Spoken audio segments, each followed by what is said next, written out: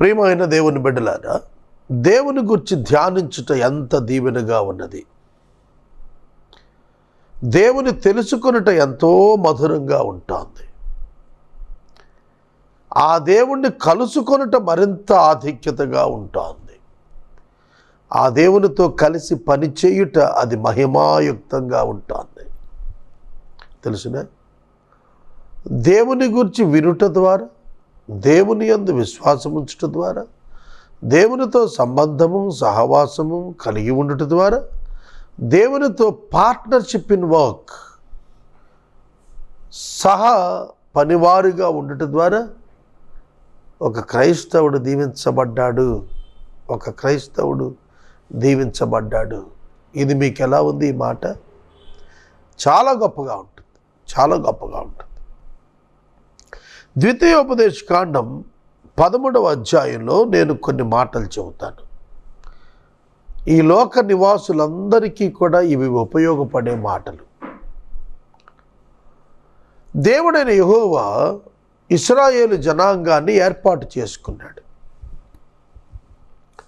ఏర్పాటు చేసుకుని వారిని ఐగుప్తు నుంచి విమోచించి తీసుకుని వచ్చి మీరు నా బిడ్డలు అని చెప్పాడు.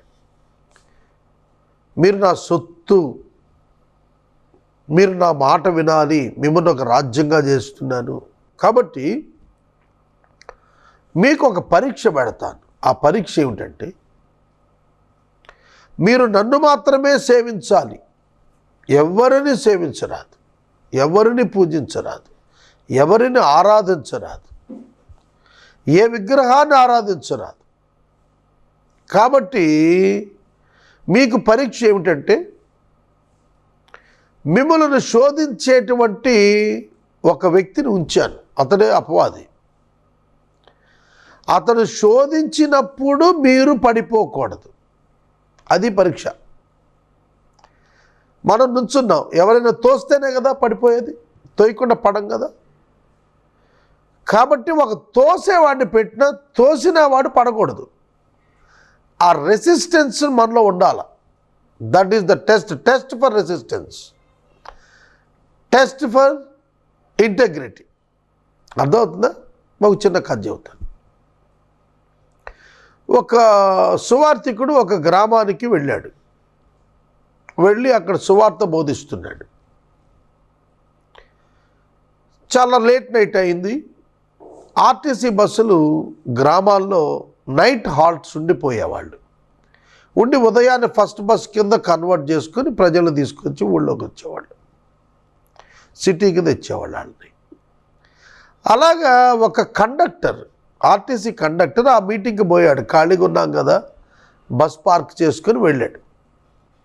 వెళితే ఆ బోధకుడు చెబుతున్నాడు, ధనాపేక్షను వేడండి, డబ్బు పట్ల జాగ్రత్తగా ఉండండి, యథార్థంగా ఉండండి, దొంగతనం చేయవద్దు, అన్నీ చక్కగా బోధిస్తున్నాడు. మీటింగ్ అయిపోయింది. ఆ రాత్రి అందరూ ఇళ్ళకి వెళ్ళిపోయారు, పడుకున్నారు. ఫస్ట్ బస్సులో ఆ సేవకుడు ఎక్కి కూర్చుని మళ్ళీ పట్టణానికి వెళ్ళిపోతున్నాడు.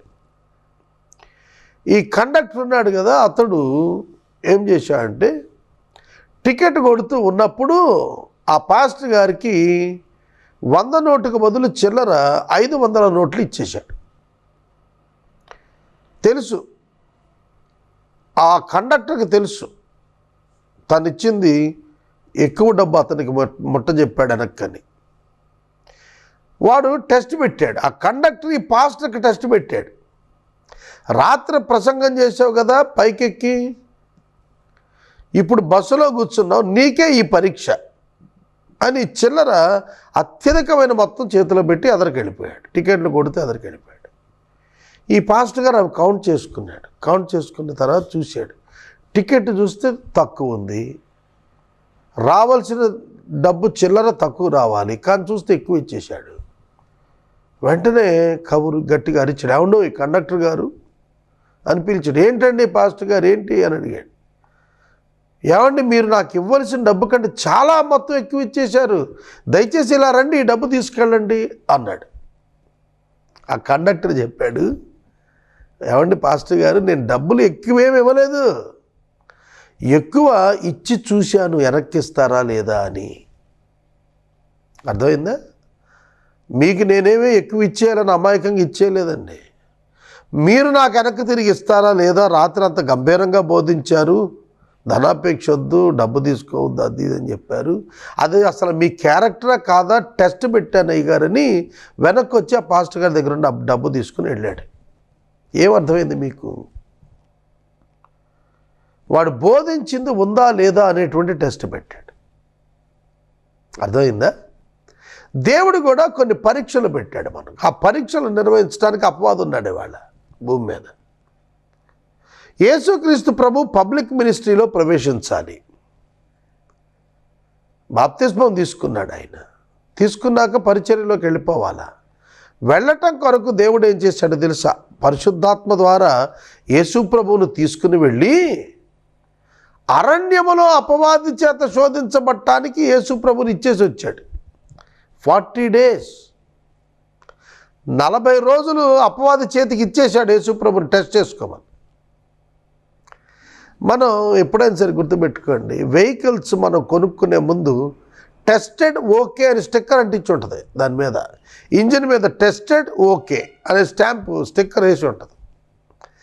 ఏమిటి దాని అర్థం అంటే దాన్ని పరీక్షించి మేలుగా ఉన్నది అని సర్టిఫై చేసినట్టు అన్నమాట.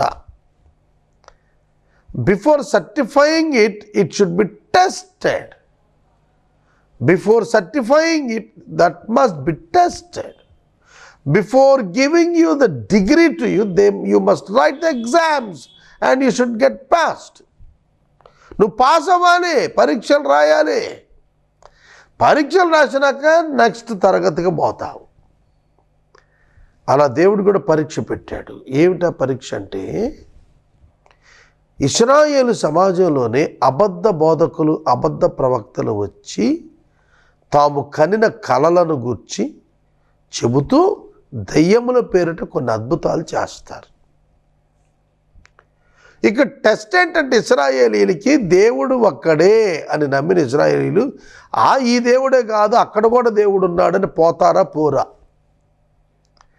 ఆ విధంగా కలలు కనేటట్లుగా, మోసగించేటట్లుగా, అపవాది చేత వాళ్ళు అట్లా చేసేటట్లుగా, ఆ పరీక్ష పెట్టేటట్లుగా వీరికి తన ప్రజలకు దేవుడే వారికి ఆ యొక్క ఆత్మనిస్తున్నాడు, అపవిత్రాత్మనిస్తున్నాడు. వాళ్ళు already condemned in the sight of God in his sovereignty. ఆయన సార్వభౌమత్వాన్ని వాళ్ళు అప్పటికే నశించిన వారు శోధిస్తున్నారు. మీరు గమనించండి, అపవాది పాపం చేశాడు, అగ్నిగుండం వాడి కొరకు సిద్ధం. కానీ అపవాదినికి అగ్నిగుండంలో వేయకుండా మనుషులు మధ్యించాడు. మనుషులు వాడు శోధించాడు. శోధించినప్పుడు పడిపోయినాడు అట్టు కుదురుతాడు. పరలోకానికి జయించిన వాడే కుదురుతాడు.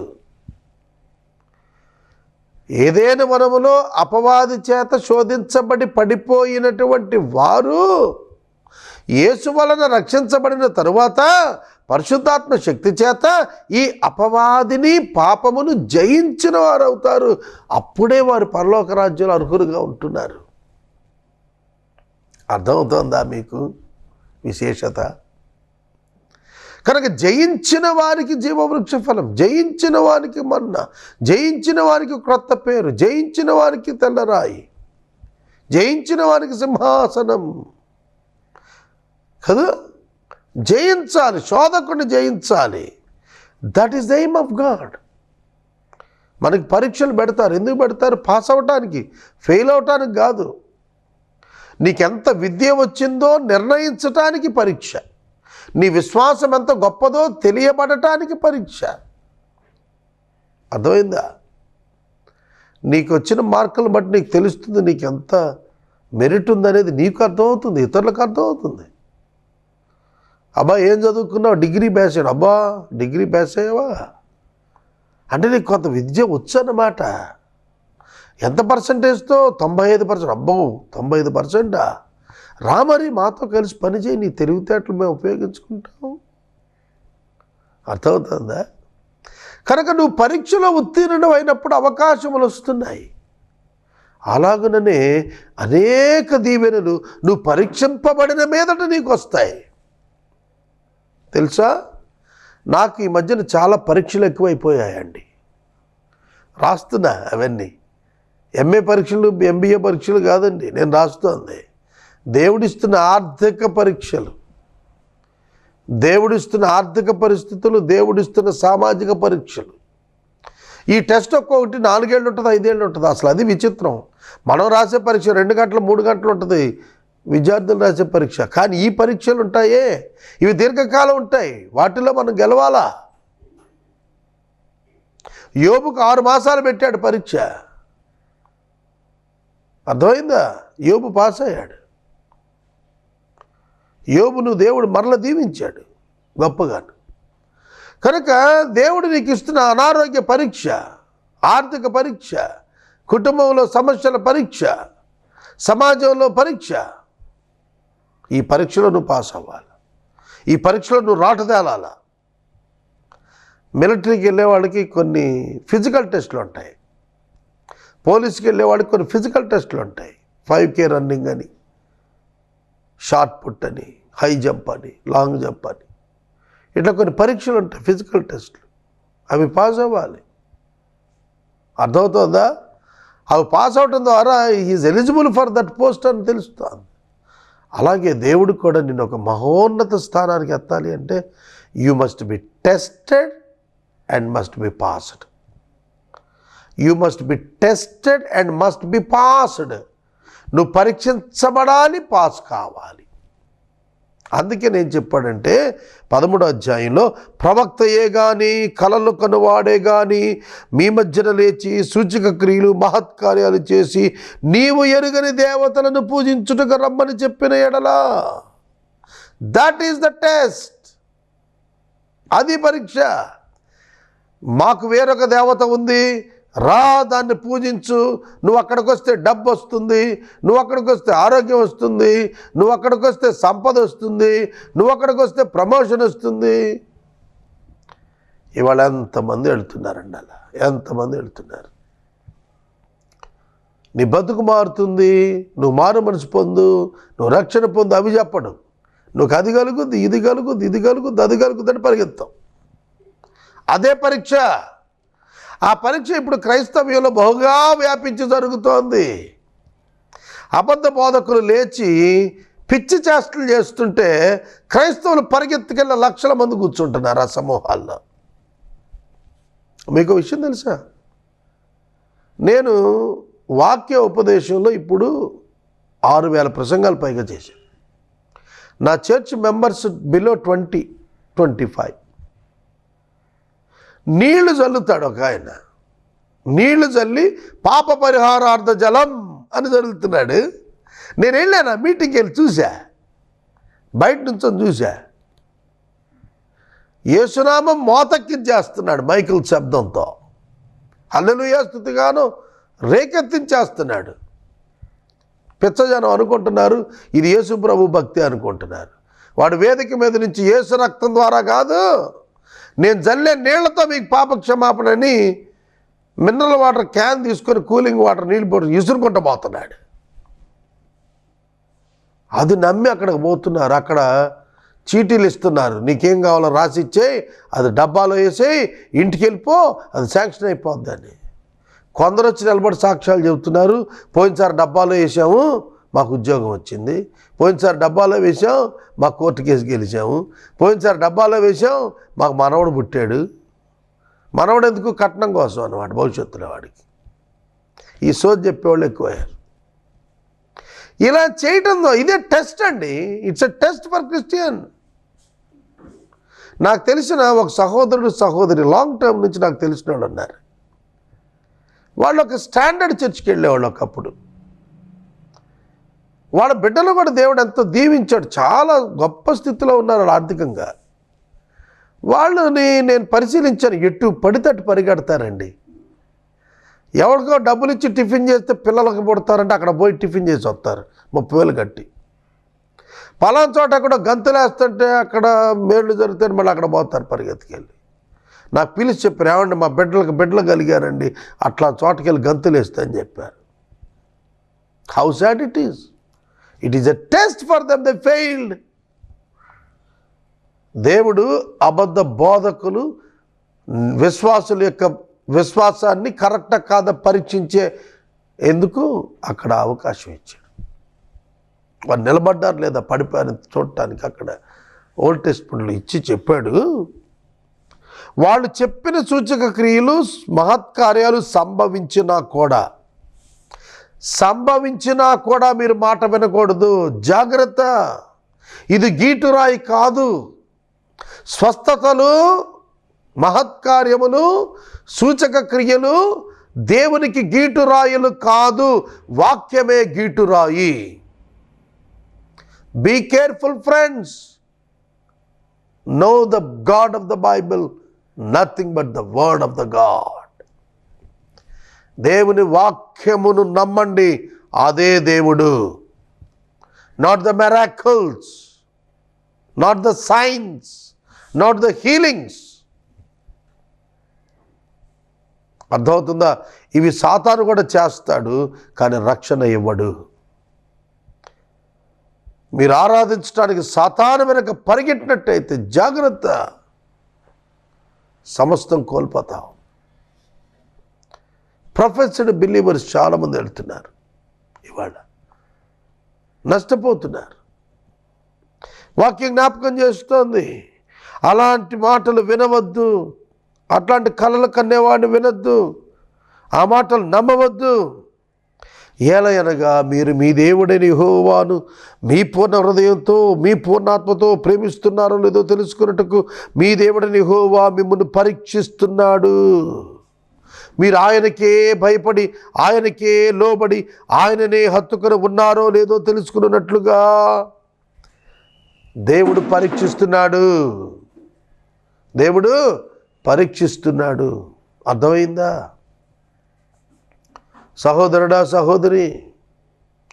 కాబట్టి ఇప్పుడు మీరు చెప్పండి, మనకు లోకంలో దేవుడి పేరిట కనబడుతున్నటువంటివన్నీ కూడా మనకు పరీక్ష నిమిత్తమే. మనుషులు ఎవరిని వెంబడిస్తారు? బయలుదేవతనా, అషరాదేవినా, యెహోవానా అనేది ఇశ్రాయేలీయులు తేల్చుకోవలసినదిగా ఏలియా ఆజ్ఞ ఇచ్చాడు. మీరెవరిని సేవిస్తారో తీర్మానం చేసుకోండి. ఎంతకాలం రెండు తలంపుల మధ్య తడబడుతూ ఉంటారు? బయలుదేవత అయితే బయలుని వెంబడించండి, యెహోవా దేవుడైతే యెహోవాను వెంబడించండి. సోదరుడా, సోదరి, అనేకమైనటువంటి దేవుళ్ళుగా చెప్పుకుంటున్న వారున్నారు. వారిని వెంబడిస్తారా, యేసుని వెంబడిస్తారా? మీరే తేల్చుకోండి. అదే సువార్త, అదే పరీక్ష ఈ లోకంలో.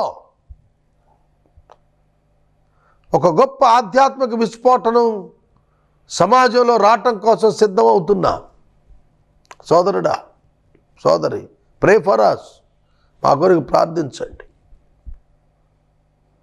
బైబిల్ గ్రంథములోని దేవుడే ఏకైక దేవుడు, ఆయనే యేసుక్రీస్తు అని సమాజానికి తెలిసేటట్లుగా లేఖనాలను విశదపరచడానికి ప్రభువు నూతన అవకాశాలు ఇవ్వాలని ప్రార్థన చేస్తున్నాను. నేను దేవుని వాక్యం తేటగా చెబుతాను. దేవుడు నీకు పరీక్ష ఇస్తున్నాడు, జాగ్రత్త. ఇంకో మాట అన్నాడు, నీ తల్లి కుమారుడు కానీ, నీ తండ్రి కుమారుడు కానీ, నీ సహోదరుడే కానీ, నీ సహోదరే కానీ, నీ కుమారుడు కానీ, నీ కుమార్తె కానీ, నీ ప్రాణ స్నేహితుడు కానీ, ఆఖరికి నీ కౌగిట పండుకునే నీ భార్య కానీ ఎవరైనాను వచ్చి ఫలానా దేవతకు మొక్కుదాము రమ్ము, ఫలానా దేవతలను పూజిద్దాము రమ్మను, నీవు ఎరుగని దేవతలను పూజించుదాము రమ్మని రహస్యముగా ప్రేరేపించిన ఎడల వారిని ఉపేక్షించక సంహరించమన్నాడు. రాళ్ళు వేసుకొట్టి చంపితే మొదటి రాయి నీదే కావాలన్నాడు. అర్థమవుతుందా? దేవుని వాక్యం అర్థమవుతున్నదా? అట్టివారి మాటలకు సమ్మతింపకూడదు, అట్టివారి మాట వినకూడదు, అట్టివారిని కటాక్షింపకూడదు, అట్టివారి పట్ల జాలిపడకూడదు, అట్టివారిని నీవు మాటుపరచకూడదు, దాయకూడదు. అలాంటి యాటిట్యూడ్ ఎవరు ఎక్స్ప్రెస్ చేసినా కిల్ దెమ్ అన్నాడు ఓల్డ్ టెస్ట్మెంట్లో. న్యూ టెస్ట్మెంట్లో లీవ్ దెమ్, దూరంగా వెళ్ళిపో అట్టంటి వాళ్ళకి, దూరంగా జరుగు, అంతే. క్రొత్త నిబంధనలో చంపటానికి లేదు. పాత నిబంధనలో దే వర్ ఆల్రెడీ కండెమ్డ్ కనుక not to spread the sin in the society God set them to kill. Sovereignty of God అండి అది. దేవుడు చంపమన్నాడు అంటే నిరపరాధుల రక్తం చిందించబడితే దోషం, అపరాధుల రక్తం చిందించబడితే చట్టం. నువ్వు చంపితే నేరం, అదే చట్టం ఉరిశిక్ష విధిస్తే అది న్యాయం. అర్థమైందా? కనుక దేవుడు చంపమన్నప్పుడు అది చట్టం, నీవు చంపితే అది నేరం. Life given by God and can be taken by God alone only. అది ఆయనకి అధికారం. తెలుసుకోవాలి, ఇది మానవులు తెలుసుకోవాలి. ఊరికేం తెలియకుండా బైబిల్లో దేవుడు మనుషులు చంపేమన్నాడు కాబట్టి చెడ్డవాడు, మరి బైబిల్ గ్రంథంలో దేవుడు మనుషులు అగ్నిగుండం నెట్టేస్తాడు. అప్పుడు చెడ్డవాడ నీతో బిరుదు పొందితే తెలుసుకొని మాట్లాడు. God is the judge, God is sovereign. అర్థం కావాలి నీకు. నేను మనవి చేస్తున్నాను, నీ కవిగిట భార్య అయినా సరే నువ్వు దాయొద్దు, దాన్ని బయటపెట్టు. సమాజంలో తెచ్చి చెప్పేమన్నాడు. నీ కొడుకైనా, నీ కూతురైనా, నీ తండ్రి అయినా, నీ తల్లి అయినా, నీ సోదరుడైనా, నీ సోదరైనా, ఎవరైనా, ఎంత ఆప్తులైనా, ఎంత మిత్రుడైనా వచ్చి రా పలానా దేవత దగ్గరికి పోదాం, పలానా దేవుడి దగ్గరికి వెళ్దాం అంటే వెళ్ళొద్దు అన్నాడు పాత నిబంధనలో. క్రొత్త నిబంధనలో యేసును కాక ఎవరిని ప్రేమించినా, ఎవరిని సేవించినా అది పాపముగా ఎంచబడింది. యేసును అంగీకరించిన వారు అట్లాంటి పనులు చేయరు. యేసును ఎరుగని వారే అట్లాంటి పనులు చేస్తారు. సోదరుడా, సోదరి, be careful, be cautious in your spiritual life. తర్వాత కొందరు పనికిమాలిన మనుషులు మీరు ఎరుగని దేవతలను పూజిస్తాము రండని ప్రేరేపిస్తుంటే ఆ సంగతి పరీక్షించి విచారించాలి. అది నిజమైతే ఆవశ్యకంగా దాన్ని నిర్మూలన చేసేయాలి. అర్థమైందా? పనికిమాలిన మనుషులు. ఇప్పుడు క్రైస్తవుల్లో సేవకులు, బోధకులు నిద్రపోతున్నారు. పనికిమాలిన మనుషులు అంటే అబద్ధ బోధకులు అబద్ధాలను స్ప్రెడ్ చేస్తుంటే సత్యమెరిగిన సేవకులు చక్క కళ్ళు మూసుకొని నిద్రపోతున్నారు. No one is condemning, no one is protesting. ఎవరు మాట్లాడటం లేదు, ఎవరు దాన్ని ఖండించటం లేదు. బైబిల్ని విశదపరచడంలో రోషం కనపడటం లేదు వాళ్ళ. అదే నష్టం అయిపోయింది సమాజానికి. క్రైస్తవ సామ్రాజ్య స్థాపన లేదు ప్రపంచంలో. క్రీస్తు రాజ్యం రాబోతున్న దానిలో ప్రవేశించమనే ఆహ్వానమే ఉన్నది. నువ్వు శోధన జయించినట్టయితే నువ్వు విస్తరిస్తావు, నువ్వు అభివృద్ధి చెందుతావు, నువ్వు దీవించబడతావు, నువ్వు ఆనందిస్తావు, నువ్వు ఇతరులకు మేలుకరంగా మారుతావు. అట్టి కృప దేవుడు నీకు ఇవ్వాలంటే ఆయన యందు విశ్వాసం ఉంచు, ఆయనను ఆరాధించు. నేను చెబుతున్న మాట వింటున్నా, నువ్వు క్రైస్తవుడు అయిపో అని చెప్పటం లేదు కదా. నేను ఆయన ఆరాధించు, ఆయన అంగీకరించు, ఆయన విశ్వసించు అని చెబుతున్నా. నువ్వు లాజిక్ అండి ఇది, ఆయన విశ్వసించినవాడు క్రైస్తవుడు కాదా అంటే నువ్వు అనుకుంటున్న మత క్రైస్తవుడు కాదు. క్రైస్తవుడు విశ్వాసం అంతే. In God's sight is the child of God, may not be in the list of the government that is SBCC Christian. అర్థమవుతున్నదా? కనుక చట్టాలలో ఉన్న లొసుగులు తెచ్చి బైబిల్లో ఉన్న ట్రూత్కి ముడిపెట్టాలని మనుషులు ప్రయత్నిస్తే it's shameful thing, shameful thing. మండుచున్న కట్టెలను పురకొస్తాడుతో కట్టాలనుకున్నా అంటే వాడు అట్ట ఉంటుంది మీ పరిస్థితి, గుర్తుపెట్టుకోండి. కనుక విశ్వసించిన వారు ప్రభువు బిడ్డలు అవుతున్నారు. వాళ్లకు క్రైస్తవులను అపోస్తల కార్యంలో అంత్యోక్యలో పెట్టుకున్న పేరుని బట్టి వాళ్ళ క్రైస్తవుల నామకరణం వచ్చింది తప్ప ప్రపంచంలో ఉన్న క్రైస్తవులు అత్యధిక శాతం క్రైస్తవులు ఉన్నారు, పరలోకం అంత వీళ్ళే ఉంటారు అనుకుంటున్నావా? లేదా. మత క్రైస్తవులు ఉన్నంత మాత్రాన పరలోకాలు ఉంటావా? ఉండవు. యేసును అంగీకరించిన వాడే ఉంటాడు, మారు మనసు పొంది రక్షించబడిన వాడే ఉంటాడు తప్ప చర్చెస్లో మెంబర్షిప్లో ఉన్న వాళ్ళందరూ ఉంటారని ఎక్కడ రాసలేదు బైబిల్లో. బైబిల్ తెలుసుకోండి మొదట.